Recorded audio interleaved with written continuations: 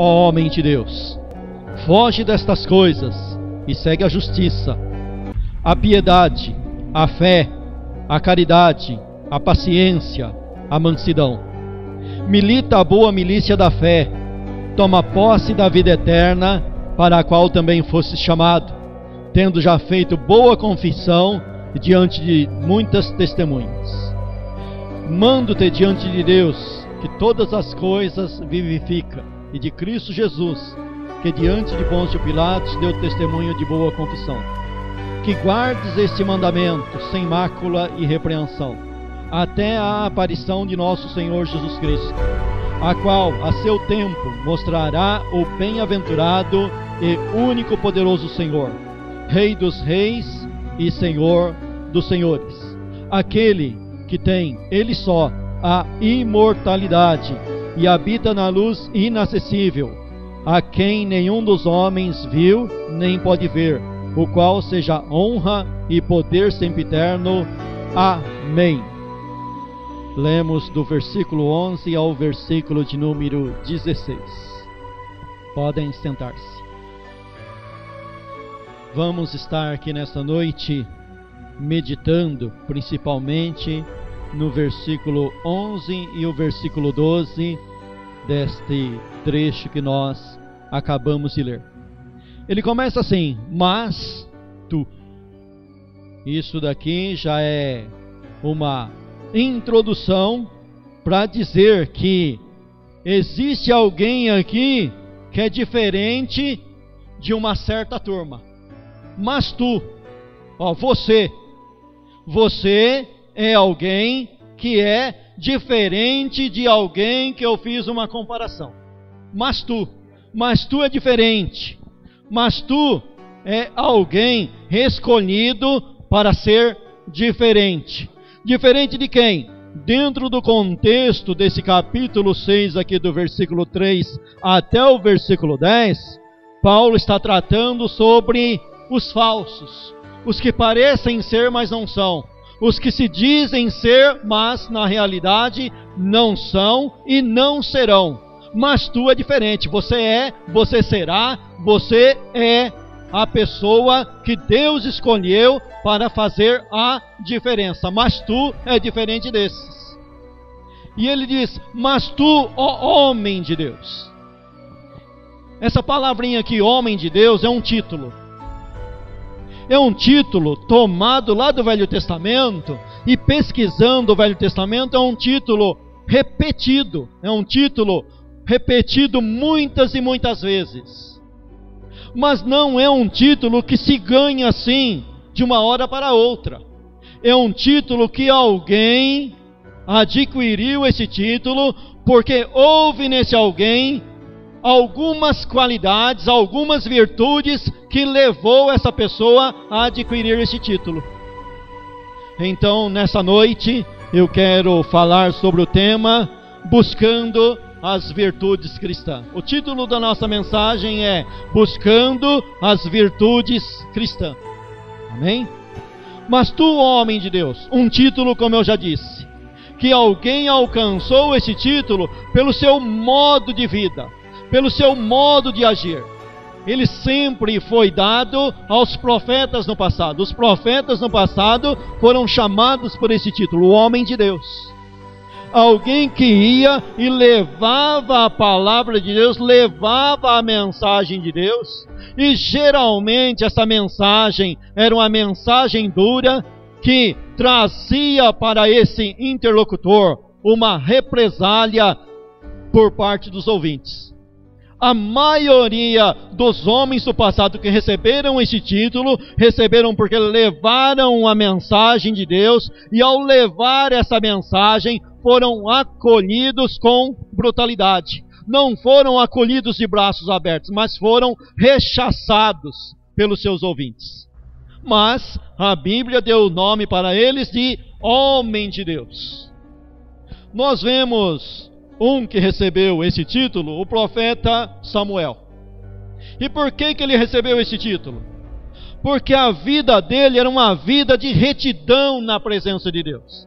Ele levava uma vida tão santificada na presença de Deus, que quando ele chegou numa determinada cidade, os anciãos, os líderes da cidade, saíram ao encontro dele, e não saíram de qualquer maneira, saíram tremendo. E se prostraram tremendo, e fizeram uma pergunta para Samuel: o que você veio fazer aqui? Qual é o motivo da sua visita aqui? Tamanho era o medo que as pessoas adquiriram da vida santificada de Samuel. Houve também o outro profeta lá do passado, que é muito conhecido nas nossas pregações, no nosso meio, nas nossas igrejas atuais. É aquele lá que, passando todos os dias por uma cidade, a mulher fez o seguinte comentário: eu tenho visto esse homem, que ele é homem de Deus.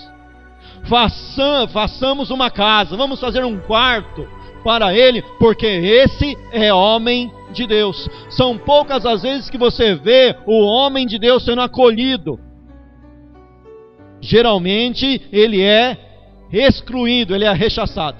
Mas tu, ó homem de Deus, agora vamos analisar por que Timóteo adquiriu esse título por parte de Paulo. Você volta lá na mocidade de Timóteo. Timóteo foi um menino que foi ensinado dentro das Escrituras pela sua avó e depois, consequentemente, pela sua mãe. Ele teve duas instrutoras na palavra, a avó e a mãe. Ele era alicerçado na palavra, ele conhecia a palavra, ele era um herdeiro da palavra. Também existiu na vida de Timóteo algumas profecias, pessoas com dons de profecia na igreja primitiva, e assim profetizaram acerca de Timóteo. Então Timóteo tinha o testemunho das Escrituras e tinha o testemunho de pessoas dentro da igreja.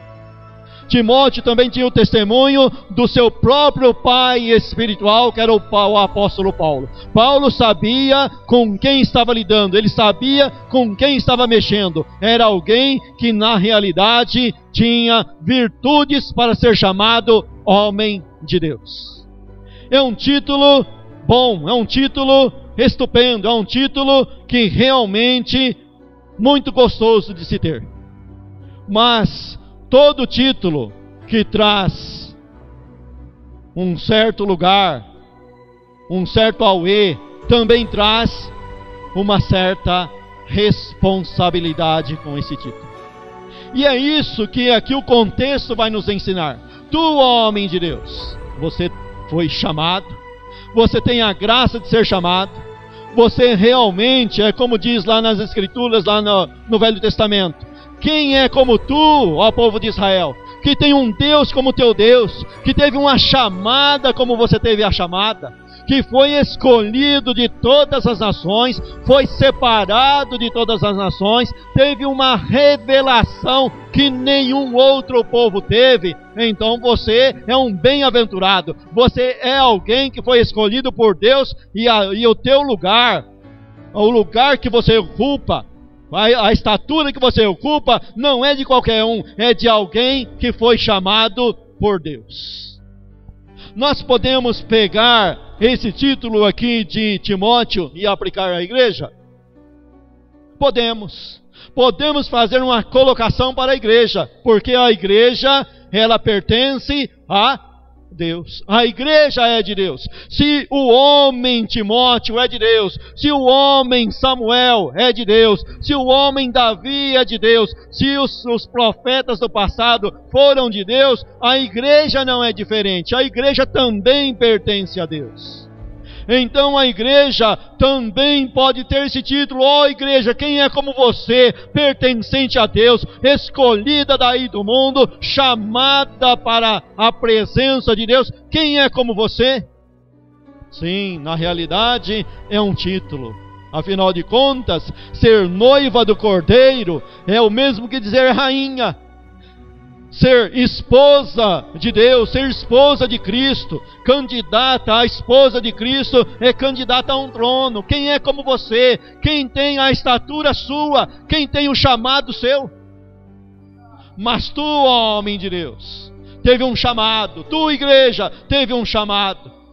E agora você tem que olhar a responsabilidade desse chamado. Você tem que andar, como diz Paulo, andar de acordo com a vocação com que você foi chamado. Você teve uma vocação, você tem uma vocação, você tem um chamado. Você foi chamado, você já obedeceu esse chamado. Agora precisa conhecer mais profundamente esse chamado para estar andando de acordo com esse chamado. Mas tu, ó homem de Deus, foge destas coisas. Presta atenção aqui que ele vai dar conselhos para o seu filho na fé, estar fugindo do que não presta e correndo para fazer o que presta, fugindo das coisas erradas e correndo para o lado das coisas certas. Ele vai estar chamando o seu filho na fé para saber discernir entre o profano e o santo, entre o certo e o errado. Você, igreja, você é de Deus, você pertence a Deus. Agora aprenda a fugir dessas coisas. De que coisa? Dentro do contexto do que Paulo está falando. Aqui desse contexto aqui, ele está falando dos falsos mestres, dos falsos ensinadores, dos falsos profetas, daqueles que entraram dentro da igreja e tiveram uma visão da igreja totalmente deturpada do que a palavra revela. Aqui, esses homens aqui, Timóteo estava sendo ensinado a não se conformar, a não se misturar com aqueles que entravam no meio da igreja e tinham a causa da piedade como causa de ganho, como causa de lucro. Aquele que via no evangelho uma situação para ganhar dinheiro e muito dinheiro. Como foi falado na escola dominical pelo professor André, né? Lá em Atos dos Apóstolos teve um camarada lá, um falso profeta lá, que viu os apóstolos impondo a mão sobre os discípulos, e os discípulos recebiam o Espírito Santo, e ele se voltou para os apóstolos e ofereceu dinheiro para os apóstolos e disse assim: me dai também a mim esse dom, para que aquele que eu impuser minhas mãos receba o Espírito Santo, assim como vocês estão fazendo.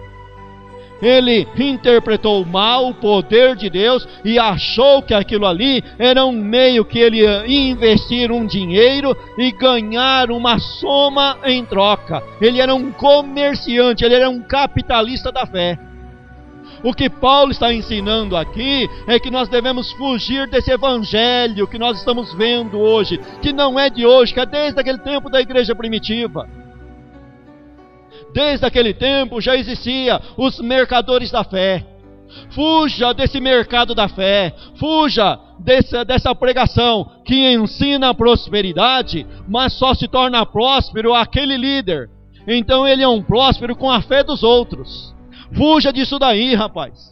Corra disso daí. O camarada que fica rico com a fé dos outros, fuja desses caras. Corra para longe desses camaradas. Fuja desse evangelho falso que ensina prosperidade através da fé dos outros. É isso que Paulo está ensinando para Timóteo. Corre desses camaradas aí. Fuja desses camaradas aí. O interessante é que era difícil. Sabe o que é difícil? A igreja do tempo de Paulo via Paulo sendo preso, Paulo encarcerado, Paulo sofrendo as prisões, enquanto que os falsos pregadores andavam numa boa. Agora presta bem atenção na situação. Paulo preso, o que prega o verdadeiro evangelho de maneira gratuita, de maneira de graça, não explorando a fé de ninguém, e aqueles que exploravam estavam em liberdade. Aqueles que exploravam estavam prosperando. E sabe qual é o argumento? É um argumento forte. Está vendo como Deus me abençoa? Eu estou por cima. Por que os camaradas que ficam ricos da fé dos outros ainda é aplaudido? Eles vão lá na frente lá e falar: Porque Deus me abençoou. Deus não quer ver ninguém na miséria. Deus me deu um avião, Deus me deu um iate, e o povo aplaude, o povo bate palma, o povo adora. E o que a Bíblia está ensinando é para a gente correr disso daí. Mas Paulo se viu numa situação complicada, que ele tinha que explicar por que ele estava preso, e os falsos mestres não. O verdadeiro sofre perseguição, enquanto o falso está indo de vento em popa. Interessante, né? Paulo, ele diz assim, olha, se eu negar a cruz de Cristo, então eu me livro da cruz de Cristo e o mundo vai me aplaudir. Mas, e lá no futuro, e amanhã, e o acerto de conta amanhã? Não, eu não largo a cruz de Cristo. Vocês, Gálatas, que têm largado a cruz de Cristo, da graça têm descaído. Vocês têm caído da graça, vocês precisam se agarrar à cruz de Cristo, vocês não podem cair da graça. A nossa riqueza não é uma riqueza terrena. Ai daqueles que têm a sua vida baseada em bens terrenos, os bens terrenos acabam. Aqui ele vai ensinar dentro do contexto que nós viemos nu para essa vida, e é certo que dessa vida não levaremos nada. É essa a resposta dentro do contexto de Paulo para os falsos mestres. Mas tu, homem de Deus, foge dessas coisas. Mas sobre fugir de alguma coisa errada, não é somente fugir do falso evangelho. Tem outras coisas que Paulo diz em outros lugares. Por exemplo, ele fala assim, olha, fugir da idolatria. Fuja da idolatria. Não se prostre a ídolos. Os ídolos perseguiam o povo de Israel. O povo de Israel caiu na idolatria mais de uma vez. A igreja primitiva, depois da partida dos patriarcas da igreja, também caiu na idolatria, até a reforma protestante. E a igreja atual também tem caído na idolatria. A idolatria do dinheiro, idolatria da fama, idolatria do status, idolatria de pessoas, idolatrando medalhões. A igreja é ensinada dentro do contexto das Escrituras a fugir da idolatria. Fuja da idolatria. A idolatria coloca alguém no lugar de Deus. A idolatria coloca alguém no lugar que somente Deus pode estar. Quando colocamos alguém no lugar de Deus, estamos criando um ídolo para nós. Mesmo que esse alguém seja a melhor pessoa do mundo, não pode ocupar o lugar de Deus. Mesmo que essa pessoa esteja pregando a verdade, essa pessoa não pode ocupar o lugar de Deus.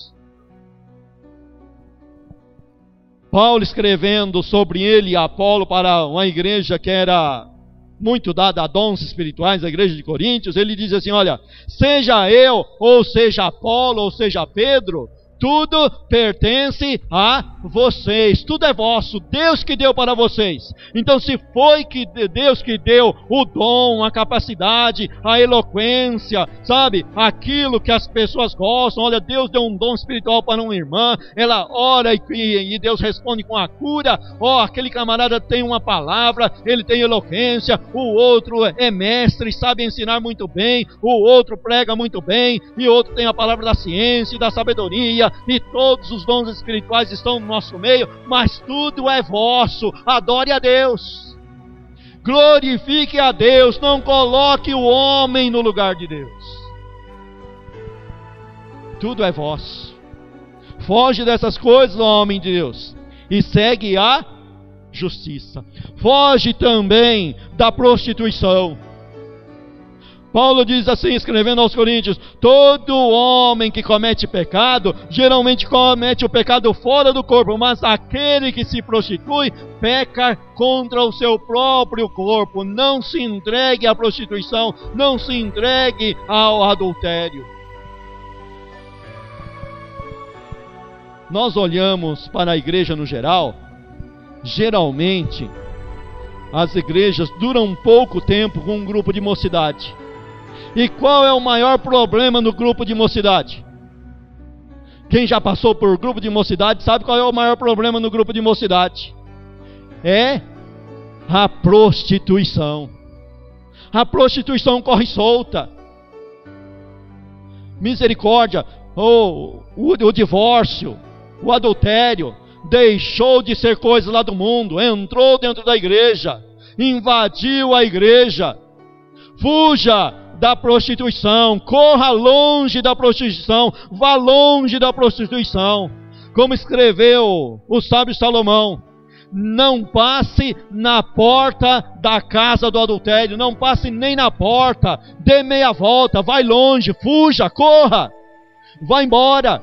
Quantas pessoas de nome no evangelho, de posição dentro da igreja, têm caído no pecado do adultério? Porque não fugiram da aparência do mal. Fuja da aparência do mal. Certa feita, fizeram uma pergunta para o Billy Graham: por que ele tinha tantos anos pregando o evangelho e até então nunca, quando escreveram isso, e até hoje, nunca se viu falar uma acusação de prostituição contra o Billy Graham? E ele então passou uma receita simples. Ele deu uma receita simples. Da minha equipe, ninguém conversa com o sexo oposto em lugar escondido. Da minha equipe, se não for com a sua própria esposa, ninguém tem um dedo de prosa, um dedo de conversa fora de um lugar que tenha bastante gente. Não entra dois do sexo oposto no mesmo elevador, somente os dois, não. Ninguém faz isso. São medidas simples que ele adotou na vida dele, e isso livrou ele de entrar por caminhos de prostituição. E nós devemos fugir da aparência do mal. Mas agora, a ênfase dele aqui vai ser nas coisas boas. Fuja dessas coisas que não prestam, foge dessas coisas e segue a justiça. Agora ele vai começar a falar das virtudes que Timóteo deve buscar. Agora nós vamos começar a falar das virtudes que nós devemos estar correndo atrás. A primeira virtude: justiça. O que é justiça? Justiça aqui nesse contexto não é justificação pela fé. Não tem nada a ver a justiça aqui nesse contexto com a justificação, a doutrina da justificação. Justiça aqui, você já ouviu falar no meio de comunicação aí em justiça social? O governo lança muito mão dessa colocação, falando em fazer justiça social. É fazer boas obras para os miseráveis, para aqueles que não têm nada. É ajudar o próximo. Fazer justiça aqui é estar praticando boas obras, tais como esmola, tais como ajuda aos necessitados, cesta básica, ajuda na junta diaconal, tudo isso. E nós devemos buscar isso. Olha, não é algo fácil. Você tem exemplo nas Escrituras. Um primeiro exemplo que eu quero dar para vocês é na igreja de Coríntios. Paulo foi o líder de uma coleta para ajudar a igreja da Judeia, que estava passando por um período terrível, estava tendo uma fome, uma seca. Houve um período de fome ali que atingiu a igreja primitiva, principalmente em Jerusalém. E Paulo então fez uma coleta para estar socorrendo a igreja lá em Jerusalém. E quem que foi os ajudadores?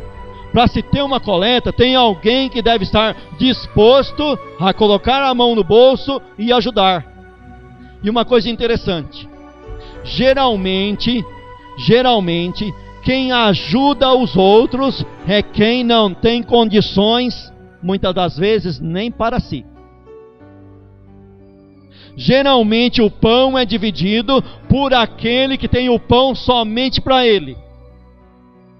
Geralmente o rico, o abastado, ele compra o pão na padaria, deixa endurecer, depois ele dá para o empregado: tem um pão sobrando aí, você quer levar para os seus filhos? Geralmente o rico faz isso. Mas o pobre não, o pobre tem dinheiro para comprar 2 pão, ele vai lá, compra os 2 pão, dá um para a pessoa necessitada e come o outro. O pobre divide, o rico não. O rico dá o que sobra. É a oferta da viúva pobre. Jesus estava olhando as pessoas lá jogando na arca do tesouro, as ofertas. E Jesus ficou olhando, e todos lá que jogavam do que estava sobrando. Mas teve uma viúva pobre que jogou todo o seu sustento, que era pouco, mas Jesus disse: olha, essa deu mais do que todos. Essa deu mais do que todos, porque os outros deram do que sobrava. Esta deu da sua pobreza todo o seu sustento. E nós devemos estar nos aplicando a essa justiça que a Bíblia ensina. A Bíblia é cheia de lugares onde ela ensina a gente a estar fazendo boas obras, a sermos cheios de boas obras. Às vezes se torna difícil de falar sobre esses assuntos, porque nós sempre temos o problema dos falsos ensinos, dos ensinos errados. Por exemplo, a igreja no passado caiu no ensino errado de ensinar que fazendo boas obras ia ganhar a salvação. Aí se torna aquele negócio, né? Eu estou pagando a minha salvação. E não é isso que a Bíblia ensina. A Bíblia não ensina fazer boas obras para ser salvo, mas ela ensina que todo aquele que é salvo fará boas obras.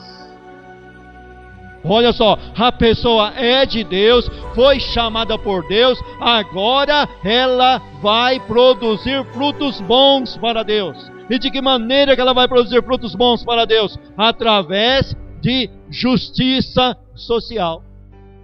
A igreja foi chamada para ter compaixão do necessitado, ter misericórdia do necessitado. Pega o exemplo de Pedro e João. Pedro e João estavam há mais de 3 anos com Cristo. Cristo havia morrido na cruz do Calvário, havia ressuscitado. E qual era a situação financeira daqueles apóstolos? Qual que era a situação deles? Eles não viviam do templo, eles não viviam dos dízimos dados no templo, eles não viviam de nada, eles viviam do que as mulheres davam para o ministério de Cristo. E agora Cristo tinha ressuscitado, tinha morrido, tinha ressuscitado, e a situação era comer hoje e amanhã não sabia se tinha. Então comia hoje e orava hoje para ter o que comer amanhã. Era essa a situação financeira de Pedro e João. Mas eles estavam indo para a oração no templo, e encontra lá um mendigo pedindo o quê? Pedindo dinheiro. E Pedro e João olham para eles e falam assim: olha para nós. O interessante é que o texto diz assim, que o mendigo fixou os olhos neles, esperando receber deles alguma coisa. E a resposta foi: não temos ouro e nem prata, mas o que nós temos, isso te damos. Você tem alguma coisa para dar? Você tem algo para dar? Não há desculpa, não tem desculpa. Nós temos a obrigação de ter algo para dar. Olhe para nós. Não tenho ouro e nem prata, mas o que eu tenho, eu te dou. O que eu tenho, estou disposto a dividir com você. Em nome de Jesus Cristo, levanta e anda. O mundo está aí com fome, com sede da verdadeira palavra, e nós temos a obrigação de ter essa verdade em nós, de ter essa palavra, de ter esse poder, de ter essa virtude. Nós temos a obrigação de dar o pão do céu para as pessoas. O que nós temos, nós te damos. Sim, busque a justiça, vai atrás da justiça, se exercita nas boas obras. Peça para Deus sempre estar dando condições de você estar fazendo boas obras. Deus arruma um meio, Deus dá um meio, Deus dá condições da gente fazer o bem.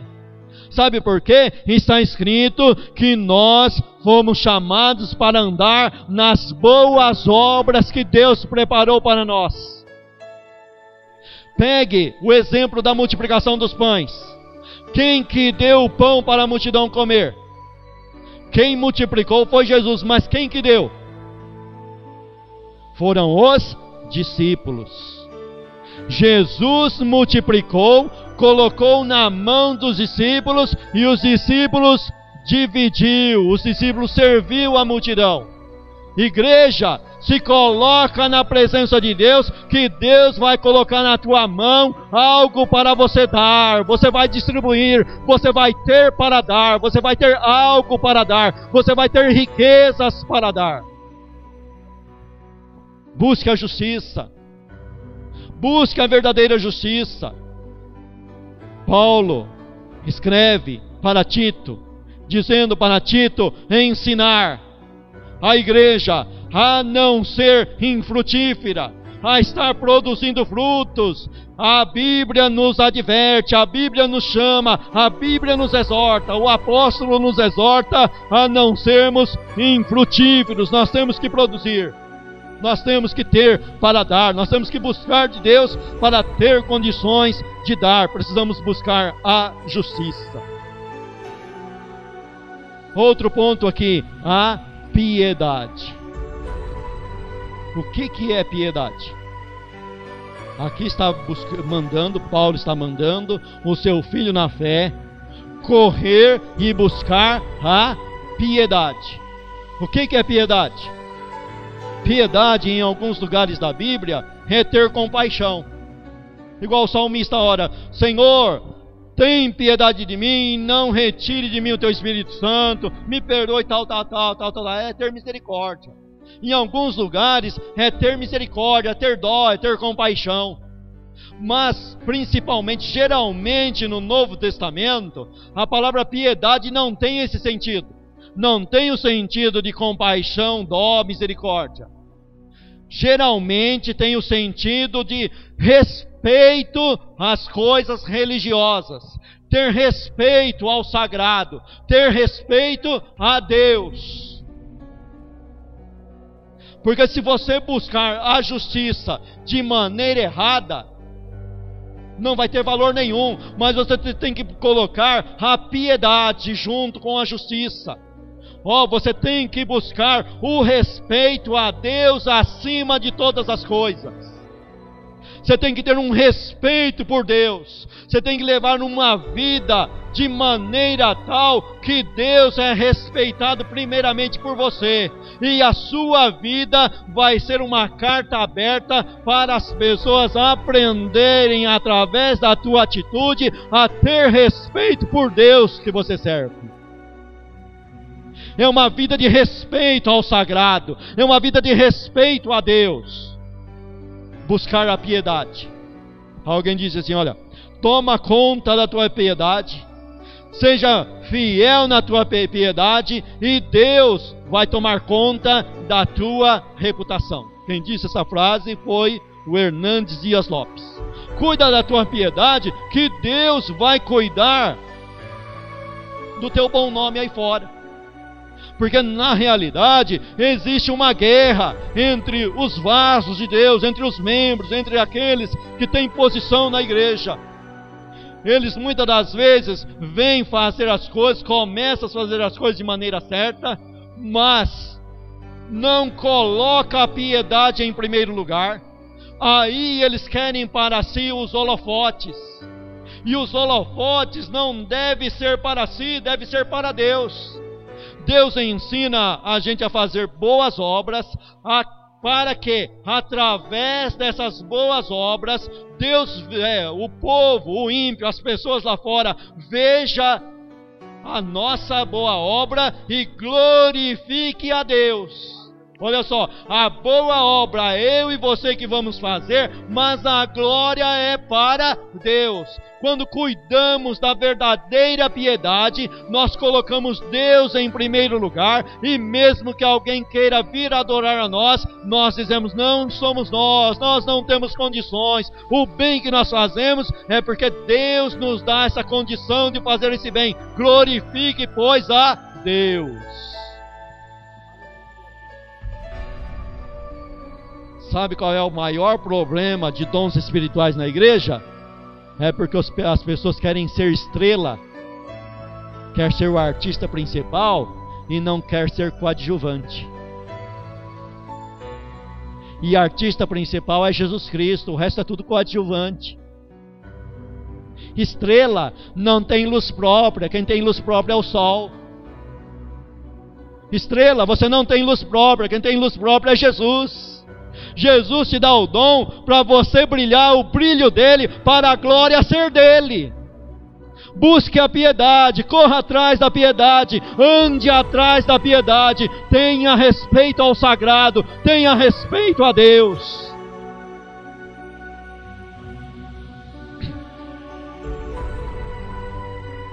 A piedade, a fé.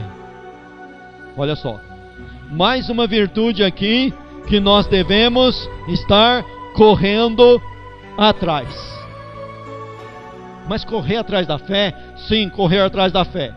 Mas vamos começar lá, pelo que Paulo fala no capítulo 2 de Efésios.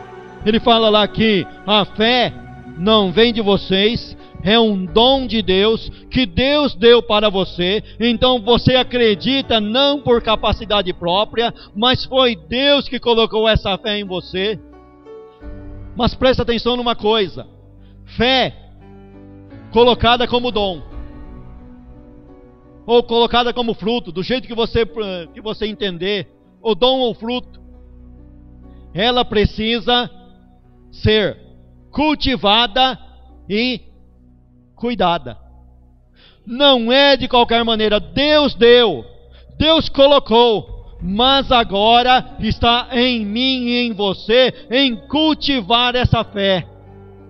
Foi escrito na Epístola de Judas, ela tem somente um capítulo, ali logo no comecinho, que ele, procurando falar convosco, então ele teve por necessidade a escrever sobre a fé e essa luta pela fé, que vocês devem lutar por essa fé que uma vez foi dada aos santos. Olha, Deus deu a fé para você, agora cabe a você estar trabalhando com essa fé, da mesma maneira da parábola dos talentos, onde a pessoa recebe aquela moeda e é ensinado dentro daquela parábola a estar trabalhando com aquela moeda, para aquela moeda não ficar somente em uma moeda, mas para aquela moeda virar várias moedas, para se entrar num trabalho de comércio, para estar fazendo essa moeda estar gerando outras moedas. É uma comparação tomada do mercado financeiro, do mercado de capitais, aonde você pega essa fé que é te dada e agora você tem que trabalhar com essa fé para essa fé vir crescer em você. Você sabe que ninguém é super crente. Às vezes os pregadores se colocam como super crente, mas não existe super crente. Existe super crente atrás do microfone. Atrás do microfone existe. Igual diz o pastor Pedrosa, né? O tanque de Siloé é misericórdia, né? O tanque de Siloé é o microfone, e aí o camarada, olha, ele quebra, arrebenta, e dá soco no diabo, e põe fogo no inferno, e faz tanta coisa. Mas a vida cotidiana não é nada disso, é uma luta termos fé. As lutas vêm, as dificuldades vêm, para você entender e compreender que você não é tudo isso que você pensa, não. As lutas e as dificuldades vêm para mim compreender e entender que as coisas não é como eu pensava. Eu chego novo na fé, quebro tudo, derrubo tudo. E agora eu lembrei do profeta da Paraíba de novo. O profeta da Paraíba pegou um novo convertido e foi trabalhar, trabalho secular. E chegou em determinado lugar lá, ele falou que ia abastecer a perua. E o novo convertido falou para ele: você não tem fé não, rapaz? Vamos em frente que Deus vai multiplicar essa gasolina. Aí andaram, e a gasolina acabou. Aí sabe o que o novo convertido falou para ele? É porque você não teve fé. Rapaz, o novo convertido aprendeu rapidinho a teologia dos falsos mestres, viu?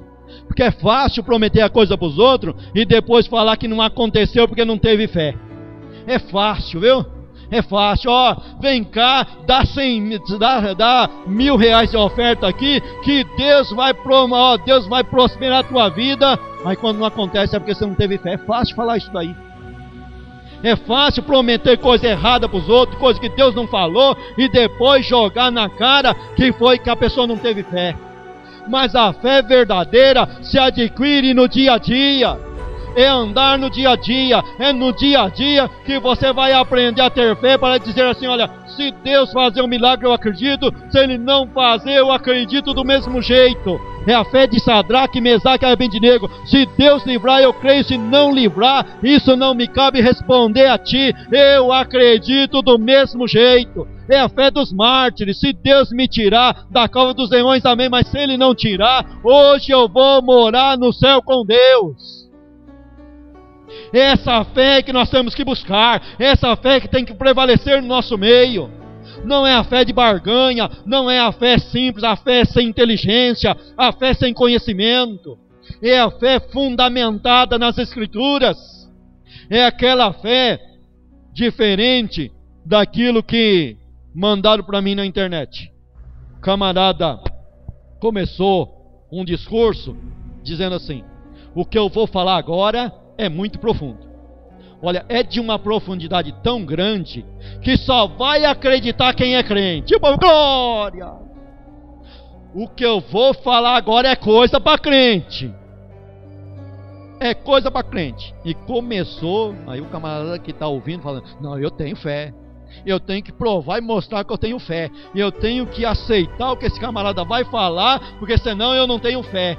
Ele já pegou o camarada num gancho lá certo. Ele deu um gancho certo primeiro, porque na realidade a Bíblia manda a gente ter fé. Depois que ele falou isso, aí ele jogou a heresia. E eu vi só um pedacinho da heresia e já deletei o negócio. Aí não adianta nem citar o que ele estava ensinando lá. Mas primeiro ele deu um gancho, né? Igual luta de boxe, para nocautear você e você ficar nocauteado. Não, mas peraí, calma lá. A Bíblia me dá o direito, a Bíblia diz, a Bíblia me exorta que quando alguém falar, ensinar, profetizar, eu tenho o dever, eu tenho o direito e o dever dentro das Escrituras de ver e analisar se o que ele está falando condiz com as Escrituras. Capítulo 4 de 1 João, ele diz: não creiais a todo espírito, mas provai, faça a prova se o Espírito é de Deus. Vai lá e faça a prova, coloca em prova. Provar de que jeito? Uma das maneiras é ver se o que está falando está dentro das Escrituras. Outro jeito é usar o dom de discernimento. Alguém tem o dom de discernimento aí? Porque às vezes a mensagem é certa, mas a fonte é errada. E se a fonte é errada, nós não podemos nos agarrar à fonte errada, mesmo que a mensagem seja certa. Tem que a mensagem ser certa e a fonte ser certa também. Não adianta ser igual o sumo sacerdote que profetizou e depois crucificou Cristo. A profecia era certa, mas a fonte, misericórdia. Se eu for atrás da fonte, eu vou crucificar Cristo também. Então eu tenho que ficar com a mensagem certa e deixar de lado a fonte errada. Eu tenho que buscar a fé certa, a fé correta, não a fé cega, mas uma fé racional, uma fé juntada com a inteligência. Acreditar em Deus não é ser burro, não é ser tapado. Acreditar em Deus é ser inteligente, é ter sabedoria do céu, é ter sabedoria de cima, é ter conhecimento do eterno, é conhecer a verdade, conhecereis a verdade e a verdade vos libertará. Ter fé não é ser ignorante, é buscar conhecimento verdadeiro. Busca a fé, e buscar a fé dá trabalho. Não vá acreditando na primeira coisa, não vá ficar dependendo de teólogo, não dependa de teólogo, não dependa de mestre, não dependa de ensinador, dependa do Espírito Santo, das Escrituras.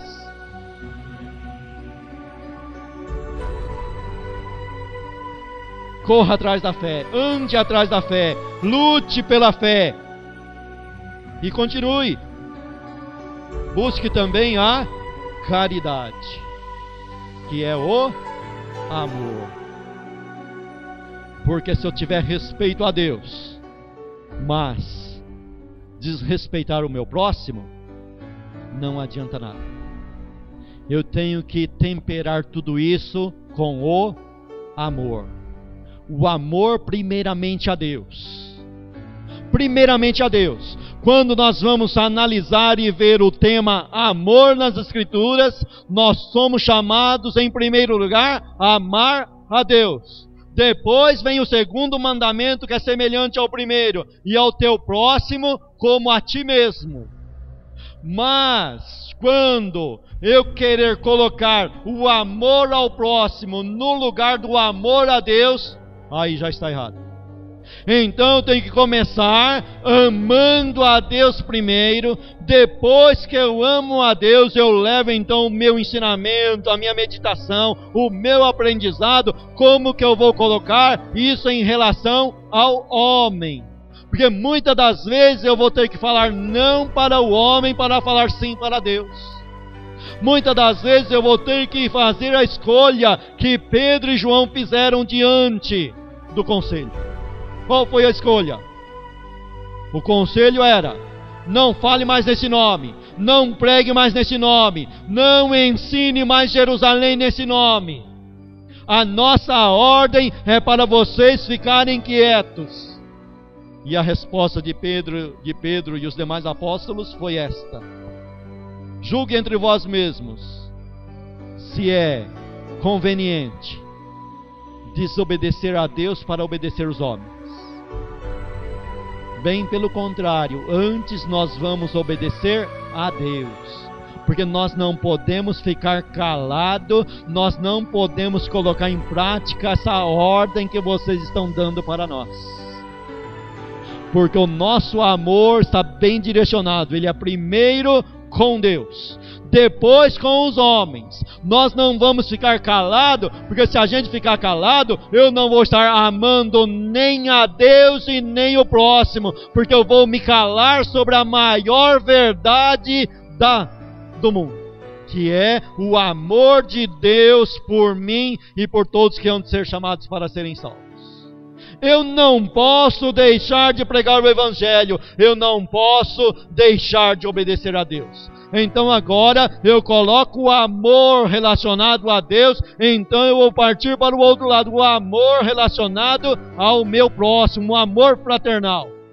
Esse amor deve ser igual ao amor de Cristo. Como que foi o amor de Cristo? Ele se entregou na cruz do Calvário por amor a nós. E João escreve assim: se Ele deu a vida por amor a nós, nós também devemos dar a vida por amor aos irmãos.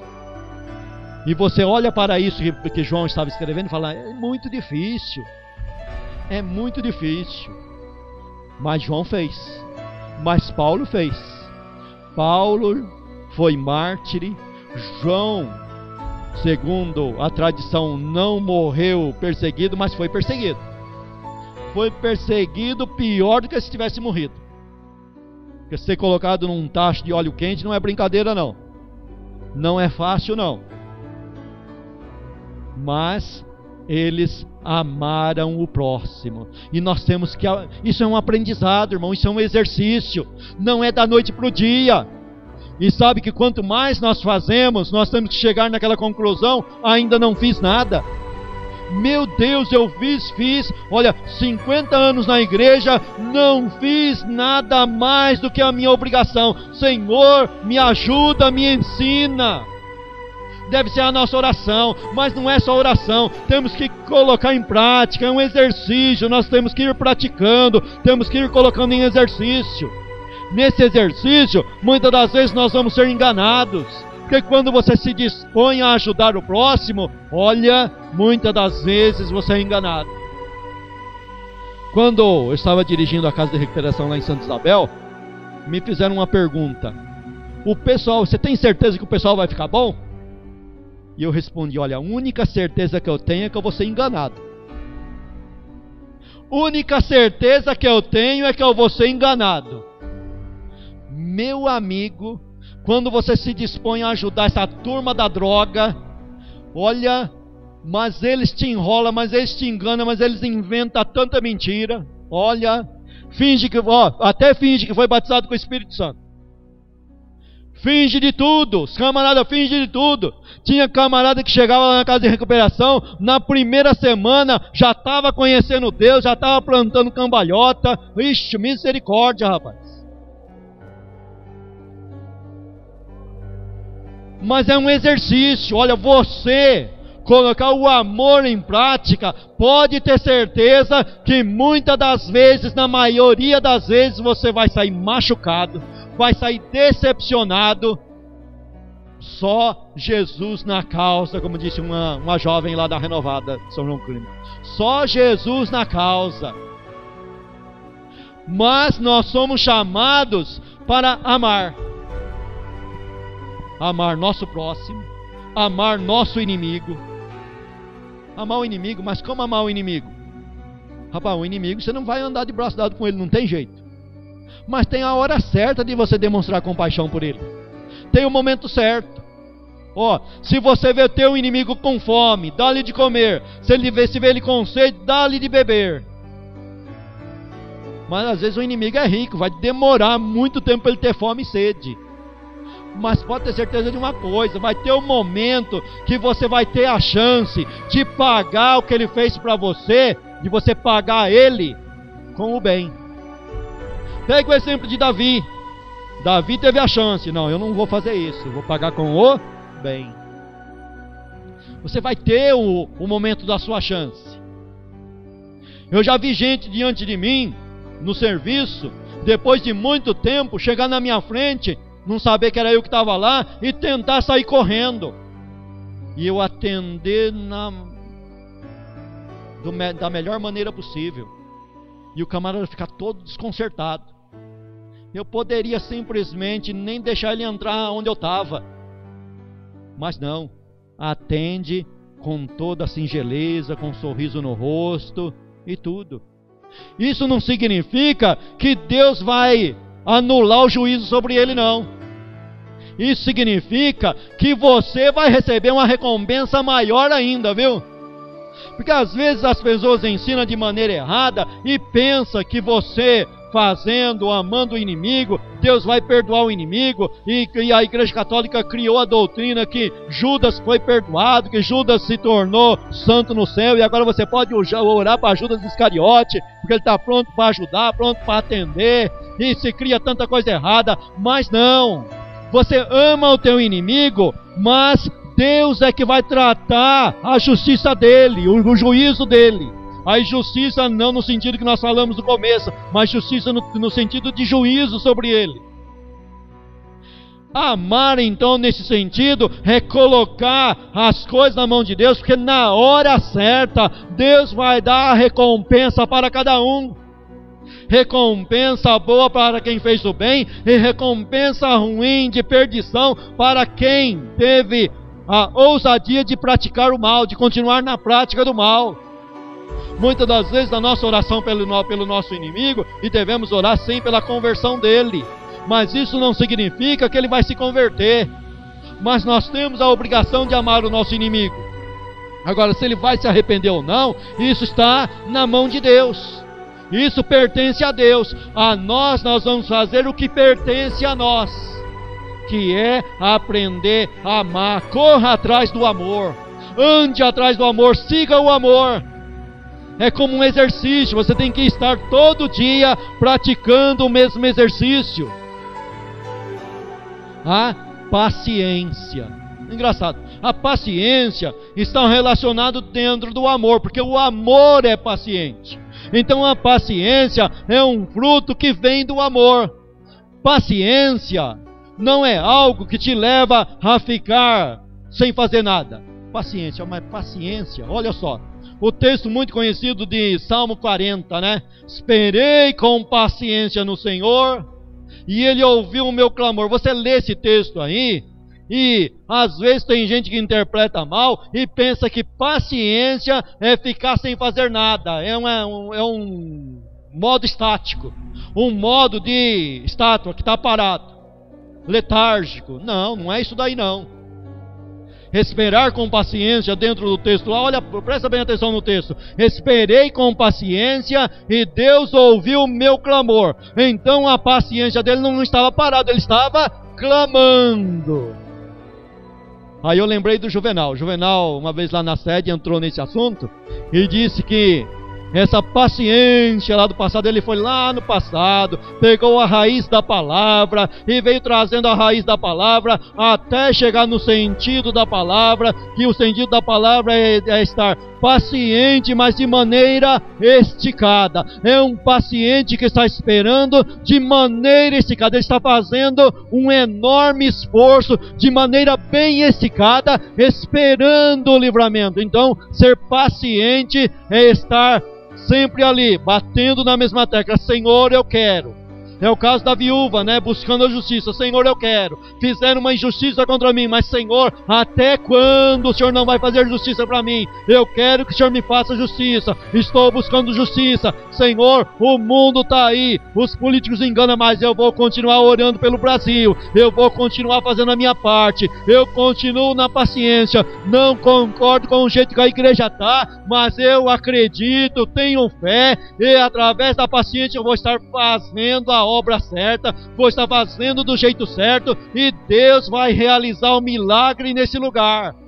Isso é estar esperando com paciência. Não desanima, não larga a luta, não larga a sua congregação, não deixa jogar das traças. Insiste na verdade, insiste no evangelho. É ser paciente, é ser longânimo, é continuar lutando pela causa da verdade, mesmo que tudo esteja dando errado. Mas eu continuo acreditando e crendo, e estou esperando com paciência, e Deus vai ouvir o meu clamor. Ele diz: Deus ouviu o meu clamor, tirou-me de um charco de lodo, firmou os meus passos sobre uma rocha. É esse o esperar paciente que a Bíblia fala. Não é ficar sem fazer nada, mas é estar lutando e acreditando que Deus vai reverter o quadro. Agora também corra atrás da mansidão. Meu irmão, sabe o que a mansidão faz por nós? A mansidão nos livra de fazer justiça por conta própria. Olha só, a mansidão nos leva a chegar diante de uma situação, e mesmo estando coberto de razão, estando coberto, estando certo, tenho certeza que eu estou certo, e o camarada fala: eu não arredo o pé porque eu estou certo, mas a mansidão me leva a não brigar por nada. Mesmo estando certo, eu não brigo. Mansidão é o contrário de guerra. Se nós não formos mansos, nós vamos nos devorar uns aos outros. A mansidão nos leva a ter prejuízo para não fazer justiça com as mãos. A mansidão leva um homem que tem status de rei a ouvir o conselho de uma mulher que tem status de serva. Davi ouvindo o conselho de Abigail. Davi partiu com toda a raiva, e ele tinha toda a razão de ter raiva, porque ele recebeu o mal no lugar de bem. Ele fez o bem para Nabal e agora precisava de Nabal, e Nabal pagou ele com coisa ruim. Agora ele lançou mão da espada e ia lá matar e não ia deixar nenhum vivo, e ele tinha toda a razão para fazer isso. Mas a mulher sábia veio de encontro a ele e deu conselho a ele. Ele se caiu em si, voltou atrás e ainda disse para a mulher: olha, mulher, veja que eu estou ouvindo o teu conselho. A mansidão nos leva a ouvir o conselho de Deus, ficar com prejuízo para não arrumar uma briga tremenda. A mansidão nos leva, quando brigam conosco, a gente deixar não somente a capa, mas também a túnica. Sermão do Monte: se alguém quiser pelejar contigo e quiser tomar a tua capa, deixa a túnica também. Foi esse o ensinamento de Cristo. Mas você só consegue colocar isso em prática se você tiver mansidão. Você precisa ter mansidão. Senão, você vai pegar a tua vizinha pelo pescoço. Você tem toda a razão de pegar lá pelo pescoço, mas você não vai pegar lá pelo pescoço por causa da mansidão. É a mansidão que vai levar você a isso. É a mansidão que muitas das vezes vai levar você, aos olhos humanos, a ter prejuízo. Mas ser manso é ser bobo, é deixar se fazer de bobo.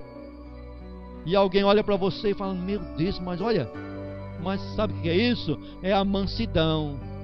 Nós não vamos estar brigando por nada nessa vida, porque nessa vida tudo é passageiro, tudo é vão, não compensa. Vamos buscar a mansidão. Aí ele diz: milita a boa milícia da fé. Olha só, ele é repetitivo, agora ele volta no sentido da luta, da milícia, que ele já tinha tratado lá no começo da carta. Paulo é assim, né? Ele começa a tratar de um assunto, aí ele para o assunto, coloca outro assunto, depois ele volta naquele assunto que ele estava tratando. Agora ele voltou no assunto da milícia, né? Dos soldados que vai lá e passa por tantas dificuldades para defender o seu país, defender o seu líder, defender o seu general, debaixo das ordens de um general, de um homem, de um líder, de um rei. Ele vai lá, deixa a família, deixa tudo, e Paulo está pegando aqui a comparação e dizendo para Timóteo: Timóteo, milita a boa milícia da fé. É uma luta. Você foi engajado nessa luta. O teu general é Cristo, o teu rei é Cristo, o teu país é o céu. Você foi chamado para lutar pelo teu rei, pelo teu país. E a arma é a arma da fé. Você recebeu fé para acreditar, para continuar crendo, mesmo que te matem, mas você continua nessa luta, porque você foi chamado para lutar por isso. Aí ele diz assim: olha, toma posse da vida eterna. Agora eu gostei dessa frase aqui, viu? Rapaz, na teologia da prosperidade aí, que eu não sou adepto, ensina o camarada a tomar posse de tudo, né? Determina aí, irmão, determina aí, toma posse da chave do apartamento seu, toma posse da Ferrari, toma posse do iate, toma posse de tanta bênção material. E os camaradas acreditam. O interessante é que o único que fica rico é o líder, mas ele continua acreditando, continua lá dando dinheiro para o cara ficar mais rico ainda. Os camaradas ficam ricos com a fé dos outros, e quando a gente vai ensinar a verdadeira doutrina, o camarada não acredita. Sabe qual que é a verdadeira doutrina? Toma posse da vida eterna. Tudo aqui é passageiro, mas a vida eterna é eterna. E se ela é eterna, ela não tem fim. Toma posse. Aquele que vem a mim, de maneira nenhuma eu lançarei fora. Toma posse. Nada vai tirar a salvação da tua vida. Acredite nisso, creia nisso, lute por isso. Acredite, agarre com fé sobre a mensagem da salvação. Você é um salvo, você é um liberto. Aquele que vem a Cristo é de Cristo, pertence a Cristo. Aquele que foi feita a obra na vida é de Cristo, está com a marca de Cristo. Mesmo que queira ir embora, não consegue. Como disse Santo Agostinho, é difícil te servir, mas é impossível te deixar. Mesmo que me mate, mas eu não te deixo. Sabe por quê? Tem uma fé dentro de mim, e eu tomei posse dessa fé. Eu tomei posse da vida eterna. Eu tenho vida eterna. Eu tenho salvação em Cristo. Se tem lugar das Escrituras que nos leva a pensar que se perde a salvação, mas os lugares que falam a respeito da salvação é mais do que os lugares que se fala contra. E o lugar que se fala contra não é para incutir na sua cabeça que você não é salvo, mas é para ensinar que o escritor aos Hebreus, ele está falando, e depois ele diz: olha, mas de vós, irmãos, esperamos coisas melhores. Ainda que assim falamos, ainda que assim um pouco atrás eu falei sobre isso, mas de vocês eu espero coisas melhores que permanecem para a vida eterna, porque nós não somos daqueles que voltam para trás, mas daqueles que permanecem. Nós somos da fé, nós somos do dia, nós não somos da noite. nós acreditamos, nós abraçamos a fé. E tem uma coisa, hein? A salvação agora está mais perto de nós do que quando abraçamos a fé. Tem mais uma, hein? Não há de ser comparado a glória que há de ser revelada em você, que sofre por uma momentânea tribulação. O que está reservado para você no céu é muito maior do que a tribulação, é muito maior do que a prova, é muito maior do que a angústia, é muito maior do que as afrontas. Então toma posse, corre para ela, corre para a salvação e agarre ela, se agarre nela. Agora eu lembrei da casa de recuperação de novo. Teve lá um interno entre alguém que foi uma agulha no palheiro, que permaneceu longe das drogas. E um belo dia, ele estava no orelhão para fazer uma ligação. E justo ali no orelhão, o amigo da onça dele chegou lá com um monte de pedra de crack na mão e estendeu para ele assim, ó, toma aí, ó. E ele entrou num desespero tão grande para não pegar aquilo, que ele se agarrou no poste do orelhão. Ele se agarrou no poste do orelhão, ficou agarrado no poste do orelhão. Precisou ir homens lá para tirar ele do poste do orelhão. A força que ele fez para não voltar para as drogas. Toma posse, agarra, rapaz. Agarra firme com a salvação. Fique firme com a salvação. A salvação é tua. Deus deu a salvação para você. Então, tome posse dela. Amém? Que Deus te abençoe e te guarde. Amém?